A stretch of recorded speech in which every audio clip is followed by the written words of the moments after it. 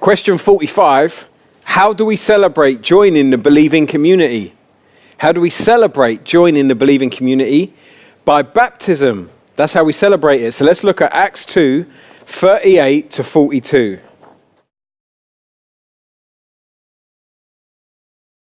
Acts 2, 38 to 42. What action did they do that symbolized them joining the church?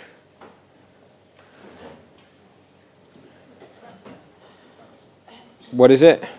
Baptism, yeah. So that was the symbol they did when they joined the church. You got that description of all this stuff. They've clearly joined the church. They're getting stuck in the church. The symbol they did at the beginning, the way they celebrated joining the believing community was baptism.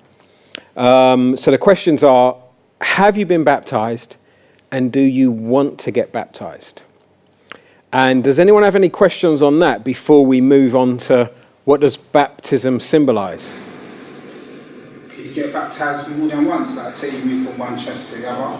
Like, let's say you thought you weren't saved before, and then now you know. So the question is, can you get baptized more than once? People have died over this. So some of you know that it was in the 1500s or the 1600s where Baptists, some of them actually died at the hands of Lutherans and Reformed Christians because they believed that churches should only consist of believers, whereas before you had the state church where, everyone got baptized in the community when they got born. And Baptists were saying, no, you should only be baptized if you've made a credible profession of faith. If you profess faith in Christ and it's credible, it's believable, people think, yeah, this looks legit. So people actually died for it. So it is an important doctrine. You will have different views of it in the church. It's an important doctrine. People have died for it. We're saying we think the Bible says a certain thing, so it's important. And at the same time, we don't want to have a lot of division with brothers and sisters who believe things differently to us. So what happened with the reformers was that when they heard that people were saying, I want to get baptized because I believe. I know my parents had me sprinkled with water when I was a baby, but I didn't believe then. So now I want to get baptized. Well, the reformers said, wait a minute, you're saying you want to get, and does anyone remember what they thought they were doing? Get baptized again. They're like, you're saying you want to get baptized again. You can't get baptized more than once. The baptism is a sign of what Jesus has done at the cross. It's not all about you. It's a symbol of what Jesus has done. So therefore, you shouldn't be getting baptized again. Well, what do you think they were then called Anabaptists? What do you think they said? They weren't baptized in the first place. They said, we're not baptized in the first place. It's not a true baptism if we were baptized as children and we had no say in it. Or baptized as babies and we had no say in it. So then they were saying, we don't really see this as a second baptism. We see this as our first legit baptism. Yeah. What I would say is that first there's a question of, was your baptism orthodox? So in church history, people would say an orthodox baptism is you're baptized into the name of the Father, the Son, and the Holy Spirit. If you weren't, it wasn't an orthodox baptism. So, for example, a lot of people in London have been baptized into Jesus-only churches, which are oneness Pentecostal churches. So that would not be seen as an orthodox baptism because you're specifically only baptized into the name of Jesus, not as a shorthand way of saying baptized into the name of Jesus means you're baptized into the name of the Father, Son, and the Holy Spirit because they're united and they indwell one another. No, they would say, no, there isn't a Trinity. There's only Jesus. You see the Father, but really you're seeing Jesus. You see the Spirit, but really you're seeing Jesus. So if someone's had a baptism like that, church history would say that ain't an orthodox baptism. So as a church yourself, you'd be well within orthodoxy to say to people in your church, listen, you were baptized at a oneness-only church, oneness Pentecostal church. That wasn't a legitimate baptism. We think it'd be good for you to get baptized in a Trinitarian baptism. Now, the other issue is, well, what if you were baptized where you didn't really believe? And me personally, I'd be saying, well, yeah, get baptized because that wasn't a proper baptism that you did then. So that's at New Life Church. We're happy to baptize people who were baptized as infants. So I was christened as an infant, but then I got baptized later. Does anyone have any further questions about that? Okay. Oh. The Roman Catholics baptized in the name of the Father, Son, and Holy Ghost? The Roman Catholic Church baptized in the name of the Father, Son, and Holy Ghost. So some people would say if you were baptized in the Roman Catholic Church, that's an orthodox baptism, which means that baptism counts. Well, then my question would be, when you got baptized, what were you thinking? Did you have any say in it? So my view as a Baptist would be, if you were an infant, you should get baptized because you haven't been baptized yet. But the second thing would be, if you were a believer who got baptized in the Roman Catholic Church, did you believe that you were saved by Jesus, or did you believe you were saved by getting baptized? And if you actually thought, as Roman Catholicism teaches, that baptism is one of the sacraments that makes you right with God, then I'd be saying, that sounds like that isn't a legitimate baptism. That sounded like you were celebrating joining a false religion and a false church. So it'd be good for you to have a baptism that celebrates you joining a true church where you're trusting in Jesus Christ alone. Robert. Does Orthodox baptism include full immersion? So if you look at church history, to have an Orthodox baptism wouldn't mean it has to be full immersion.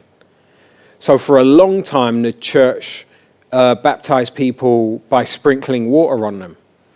But it's very interesting. When you start talking about church history, it's very interesting how much stuff gets said that ain't true. So, for example, you often hear people say, all the evidence shows that people always baptize children.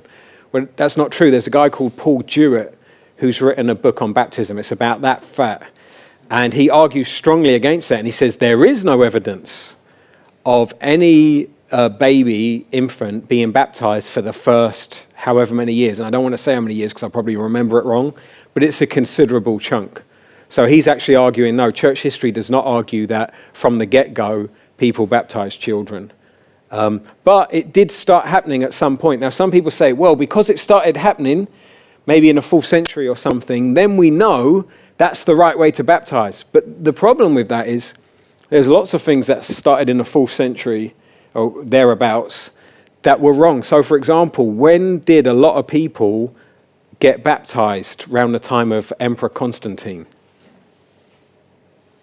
When did Constantine get baptized? Just before he died.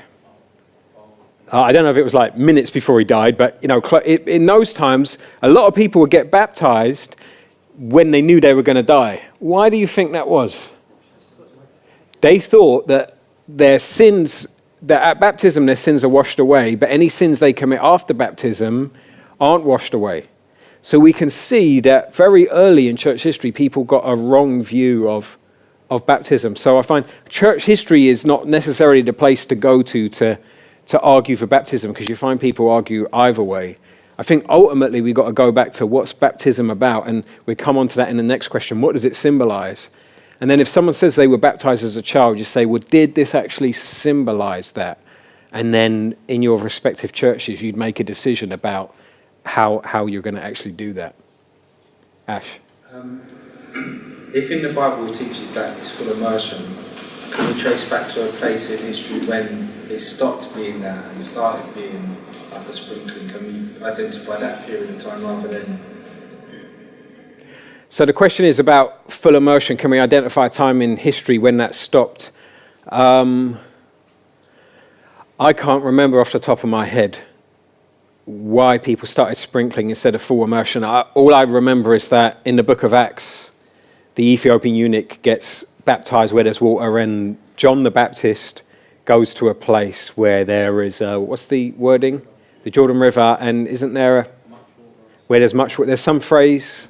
I'm doing this from memory. I always get scared when I do stuff from memory. I thought there was a phrase that said came up out of the water. Well, yeah, so I think there's two phrases. One, I think, is to do with John the Baptist going somewhere, the Jordan River, because there was much water, so it's a good place to baptize, which would indicate it wasn't just sprinkling. And then the other thing was Jesus came up out of the water. But the main thing is the Greek verb baptizo that's used for baptize does strongly suggest a submerging in the water. So, yeah. But a lot of you are going to end up doing outreaches and that with people who aren't Baptist. I think everyone in this room is a Baptist, which is, I think it's a good thing. But for the sake of the urban ministry program, it's a bad thing in that it would be nice to have some of our brothers and sisters here who aren't Baptists, just so that we could hear their view and so that we could reason with it together and that we could show love in the discussion. Yeah. Okay. So those are the questions to ask one another. Have you been baptized and do you want to get baptized? So this is a great point in the Catechism where sometimes someone says to you, yes, now I want to get baptized. It's a wonderful thing. So you can play a part into seeing people get baptized, which is part of making disciples. How long with New Life would you wait from this question to the actual baptism and membership, is it? So at New Life Church, the way we do it personally, which is not I'm saying everyone should do it, but once someone has gone through part 1 of the Catechism and they say they want to get baptized, then what we do is we mention it at the next members meeting and we say to the members, what do you think? People say, I've really seen fruit in keeping with repentance with this person. You know, it looks like a credible profession of faith. We talk about it like that. Then I interview them about what is the gospel. I interview them about how they become a Christian. And then what happens is we just started doing this. Then at the next members meeting, they will come and share their testimony to the members.